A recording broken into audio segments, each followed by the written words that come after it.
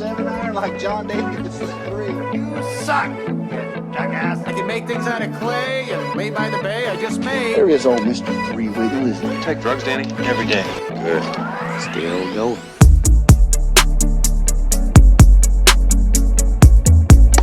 All right, what's going on, guys? Welcome to For The Game podcast, episode lucky number 13, brought to you by the guys at GolfDoods. I want to give a quick shout out to our sponsors real quick over at sweetrollsgolf.com and kegsmiths.com. We have a discount code of PFP15. We'll get you 15% on any of their websites. My name is Jeff Lewis. Also with us from GolfDoods is Mark Bonus. What's up, Mark? Jeff, Brandon, what's going on, guys? How you doing? Good, buddy. We missed you last week. We're glad to have you back. I know the baby that is coming soon has taken over your life. My life's already taken over by this baby, and he's not even here yet. Dude, wait till your golf game is just non-existent. It's coming soon, I promise. Look, I mean, it's getting a little ridiculous, but if you want your son to play on the tour, you got to get started early. So it's I true. feel like the best way to do that is for me to get started, and then, hopefully it'll work into his agenda as well. Smart, dude. That's smart. That's good parenting. It's a good parenting outlook. Also Right. with us, as always, Brandon Fletcher. What's up, B? How you doing, buddy? Good, man. Good to see you guys. Nice to have the trio back. That's right. It's the three of us, and we are here tonight to talk to you specifically about the British Open, the Open. They are both acceptable terms, as everyone has been discussing. Whatever you want to call it, we're stoked for it. It's this weekend. And I just want to real quick welcome any new subscribers, any new listeners to the podcast. We are doing a Sweet Rolls putter giveaway on our Golf Dudes Instagram. And so we might have a few new listeners this week. Want to welcome y'all to the page and just give y'all a brief overview real quick of who we are and what we are here to do for you guys in your golfing lives. We're just three obsessed golf dudes. And like you, we're probably a little too busy to be focused on the tour every single day. And between the three of us, we have a pretty good wrap on what's going on in all angles of the PGA Tour. So we want to just come and give you guys weekly updates on what's going on the tour, when you can watch big events, what's coming up so you don't miss it. There's nothing worse than when it's 2 weeks out from a major and your girlfriend, your wife, your parents, they've planned something and they say, well, you didn't let me know. So that's what we're here to do. We're here to let you know so you can let all your people know what's coming up. And tonight we're going to be going over the Open. Real quick before we hit that, we do want to keep you updated on the PGA Tour. And the Scottish Open was super fun event, super stacked field. Came down to a pretty uneventful finish, though. But very excited for a first-time winner on the PGA Tour, which has been a staple this year. Min Woo Lee took down the Scottish Open. And also Lucas Glover, first time in over a decade, takes down the John Deere Classic. I mean, how'd you guys feel about the old cat taking it down at the John Deere? I love it, man. In addition to first-time winners, we're also seeing a lot of old guys come back and win. So yeah, I'm here for it. He's grinded his game really hard, just like Stuart Sincast. It's happy. It's good to see him back. Happy for him to be back in the winner's circle. Yeah, totally. 110%, man. So those two tournaments, like I said, if you didn't have time to watch, wasn't a whole lot of excitement to go on down the stretch, but we had those two guys take them down, and congrats to both those players. But we're excited to get to the meat of the podcast tonight, and that's the Open at Royal St. George's. We missed it last year, and we are also excited to have it back. A brief overview real quick of Royal St. George's. This is an extremely difficult golf course on the south side of England, a little city called Sandwich, England. And, it's a very tight, very demanding course, par 70. There's only one par 5 on each side, so you really have to get your scoring opportunities in on those par 4s. And if the wind picks up, there is no shared fairways on this, which makes it very unique for a links course because any of these fairways, if you miss, it only gets deeper and deeper as you go out. So there's no saving you. If you hit this rough, it's goodbye to a ball, I guarantee it. Another quick thing about Royal St. George's that a lot of players are finding frustrating in the practice rounds, the fairways. If you go watch, and you're going to see it all weekend long, these fairways, not only are they tight, there are hills in the middle of them. And a lot of them are crowning fairways, which means that it breaks away from the center of the fairway. So you're going to get a lot of guys out there that are purists of the game that believe golf should be fair. And they're going to find out this weekend that golf is not fair and this course is not fair. You're going to hit some great shots and they're going to end up in the rough. It's just they're going to have to deal with it. So we're excited to watch it at Royal St. George's. Very tough golf course. Keep your TVs on and keep your eyes ready. And to be doing that, like we said, we want to keep you informed on where you can watch things, where this thing's playing, If you don't have cable, right now I just moved houses. I don't have cable right now. So where can I watch it? I got the information for you right here. So we're going to go through the viewing schedule real quick for you. Thursday, June 17th, these are all Eastern time, 4 a.m. to 3 p.m. Golf Channel. Friday, June 18th, same schedule, 4 a.m. to 3 p.m. Golf Channel. Saturday, June 19th, 5 a.m. to 7 a.m. is Golf Channel. Then we switch over to NBC for 7 a.m. to 3 p.m. And Sunday for the finish, 4 a.m. to 7 a.m. Golf Channel, 7 a.m. to 2 p.m. on NBC. And like I said, 2 streaming services. Fubo TV gives you 7 days free trial. So if you don't have cable and you don't want to pay for anything, you can go watch it for free on Fubo TV. Also, Hulu TV has a live streaming service that will also be giving you a 7-day free trial to the Golf Channel. So guys, cancel your cable. Save yourself some money. It's cheaper. Yeah. And then to keeping you informed even more so, we want to give you the odds of who we like. Who is Vegas liking? Who is CBS liking? I know, Mark, you did some digging. What do you got for us, buddy? A lot of the usual suspects up at the top of this odds board here. John, so I'll put it, I'm looking at VegasInsider.com and CBS Golf. CBS Golf uses this different kind of algorithm to try to predict who's going to win and what those odds would be versus Vegas Insider, which I'm assuming is more related to what the Vegas odds are. So we'll talk about VegasInsider.com, but they have John Rahm at basically 7-1 odds. So he's clearly in the lead. Brooks Koepka at 16-1. Xander Schauffele at 18-1. Justin Thomas 18-1. Jordan Spieth 18-1. Rory McIlroy at 22-1. Dustin Johnson 25-1. And Louis Oosthuizen and Victor Hovland at 30-1. Wow. It's funny that Jordan Spieth, seeing him up there, it's interesting because, he had a win. He hasn't been playing super well, though, but he is actually the last he's the last one to win an Open in England. So I think they're probably giving him a little bump. He's the last one to win on that soil, I guess. I would agree with that, Jay. I was actually super surprised to see his name 18-1. Yeah. I feel like they're giving him way too much love. And you know me, I love Jordan Spieth. I know you do. I like to hear you say that. You're keeping it real. You're checking your boy. They're giving him too much love, I would think. I think he's more like around the Rory at 22-1. Yeah, I'm with you. He's inside the top 10 in 5 of his last 8 starts overall. That's true. Texas. Vegas wants him to win. The world wants him to win.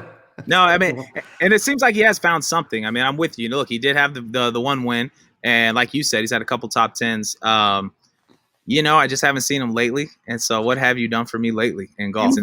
Second in a tournament like 3 weeks ago. Spieth? I think it's about 2 months. We're going on 2 months. Or about 6 to 7 weeks. Really? Yeah, look, I'm telling you, your weekends have been so stacked. You think the Colonial was last weekend, Mark? It's trouble. I know. But look, not helping these odds out. Also, another topic that's been rearing its ugly head again, and we hate to see it, but COVID-19 has shown its ugly face at the British Open this year. And we got a few players that are out. I know Zach Johnson tested positive today. I know Bubba Watson stayed out because he was around someone who was positive. Hideki Matsuyama tested positive. Anyone else, guys? Was there any other COVID withdrawals? Those are the big names, right? I'm not sure Bubba was really going to make a play for it, but you never know. But certainly Zach and Hideki. Hideki's probably the biggest name, I suppose, out of those 3. Yeah, that's a bummer, man. This thing. I'm ready for this to be over.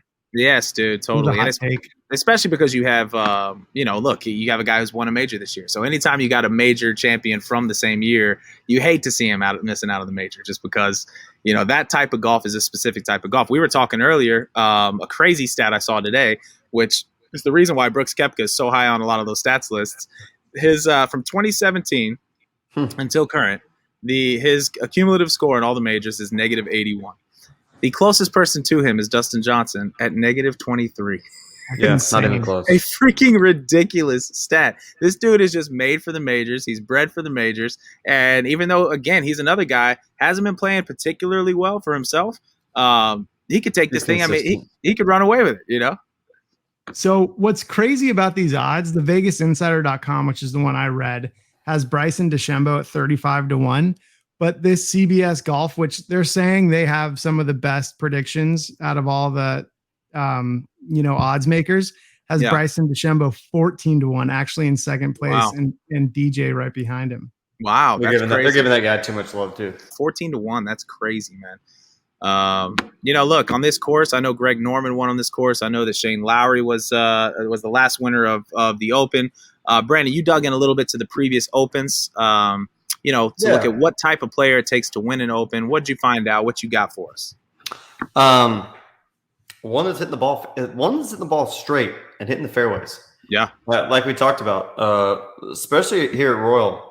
These roughs are nasty. Yeah. So a little bit about the Open Championship, often referred to as the British Open, like you alluded to earlier. And funny fact on that, do you guys know why they say the Open or the British Open? I really did not know this, and I find myself as an avid golfer, like probably most of our listeners. Yeah, I don't. It's because go ahead. No, sorry. I was just gonna say it's because they open it to amateurs, right? You got it, buddy. I had no idea. I've been watching golf my whole life. Yeah, I didn't know that either. It's the theory behind it that's open to all, amateurs and professionals. Old Francis Ouimet himself, huh? Yeah, I don't know. Maybe I just thought that was a cool fact. No, that's interesting. That is super cool. I mean, it's pretty awesome, the idea that, if you're an amateur, you can go play in one of these major tournaments. I mean, amazing. Qualifying is more difficult than probably anything else. But what other sport is that an option where as an amateur you can play with pros? You know what I mean? And it's still the only golf tournament that an amateur has actually won is the British Open. Francis Ouimet, 1902, I believe. That's yeah, that's the only one. So that's ironic that it's named after that, and the only one that an amateur has won. Very interesting, Brandon. Thank you for that, bro. Yeah, man. Yeah, for sure. I just thought that was good. Yeah. And going back to like the qualifiers, our U.S. Open's the same way because our buddy Sean Walsh has done that multiple times and made it past certain rounds and then just fizzled out because it's not competition's hard, like you just said. Just get into the tournament. Yeah. So, anyways, founded in 1860, it's the oldest tournament in the world. We all know that. And I thought this was another kind of fun fact. It was actually played at Prestwick Golf Club in Scotland, and it was annually held there. I just always think of it's kind of, the Masters. It goes back every year, but this one is. Rotates with Carnoustie or Royal St. George's or the iconic St. George's. And I am very happy that it is not an annual golf tournament like it used to be. Huh. And actually, Royal St. George's was the first golf course that was played outside of Scotland in the Open. Little fun fact there as well. So this is the first one that was played off of Scottish soil, and we're heading back to England for the first time in a while. So it's going to be fun. Yeah. Also read this. Due to the god-awful pandemic last year, it was the first time that it's been canceled since World War II. Wow. Interesting. Yeah. I would have almost thought it was the first time, but no, obviously, you forget about other massive world events that possibly could have canceled a golf tournament. Yeah. That's crazy. So next year will be 150th at the old course at St. Andrews. Nice, man. And, it was a little upsetting. We got robbed of that last year. We got robbed of this tournament last year at Royal St. George's. This year in 2021, we should be celebrating the 150th anniversary of the Open at St. Andrews. But we're not. We're going to push it off a year. This is one of my favorite tournaments because, at least for me, at the end of the night, you get winding down. You pass out for a couple hours. You set an early alarm. You wake up way too early. And golf's on TV. And golf's on TV for a majority of the morning / afternoon. I can't wait, man. I'm going to be a zombie by the end of the weekend. Stoked to make it happen. Yep. And Shane Lowry's going to try to defend his title from 2 years ago. Yeah. Which, look, you always kind of do get some the Open sometimes produces some winners that you just don't see coming. Shane Lowry was one of those guys. At Royal Portrush in Northern Ireland. Remember that? Another really tough one. Well, fellas, we reviewed the odds ourselves. We looked at the course. We know what we're dealing with. Who do we got? We're going to do some picks. We got a big-time pool going right now, and it's really racking up some money right now. I know who I'm picking, but I'm turning the mic over to our long-lost friend Mark, who was gone last week. Didn't get to make his own pick. We had to auto-pick you last week. I apologize, buddy. Who do you got this brutal. week? Yeah, it was a brutal pick, too, by the way. So I struggled with this one, as I do every pick. But I'm kind of going to go. I'm going with Brooks. I think Brooks is ready. I think he has something to prove, and I think he wants to rub it in Bryson's face. So I'm going Brooks. How can you argue with that pick? It's a major tournament, and Brooks Koepka's playing. It's a great pick. B, what about you? Who you liking at Royal St. George's, the 149th British Open? Who you got? I got Justin Thomas. Oh, okay. I like it. Yeah, he played super well last week at the Scottish Open. I watched a lot of that. Yeah, he did. Tournament. He's got a driver that can sting the ball, man. He can keep it There on you the go. wind. Yep. Yeah. He also has a 3-wood that did we all see that 3-wood? Oh, At least we God. know a pro golfer Oh, does the Lord. same thing that we do. Dude. His game is trending well, and he went over there a week early, like a lot of those other guys. Yeah. And I think it's going to pay off. Justin Thomas, come on, buddy. Well, my pick is somebody who did not play well last week. His game was not trending on the right direction. He missed the cut last week, okay? But that did allow him to get to Royal St. George's about 5 days earlier than some of these other guys. He played it in great weather. He's had a few extra days to practice the course. It's the only person who's won with me this year. I'm going back to him. It's Rory McIlroy. All right. The champion golfer of the year. It's happening. I'm calling it right now. So that's it. Brooks Koepka, Rory McIlroy, or Justin Thomas. I mean, those are some absolute it's a star-studded leaderboard. I hope they're all at the top. That would be amazing.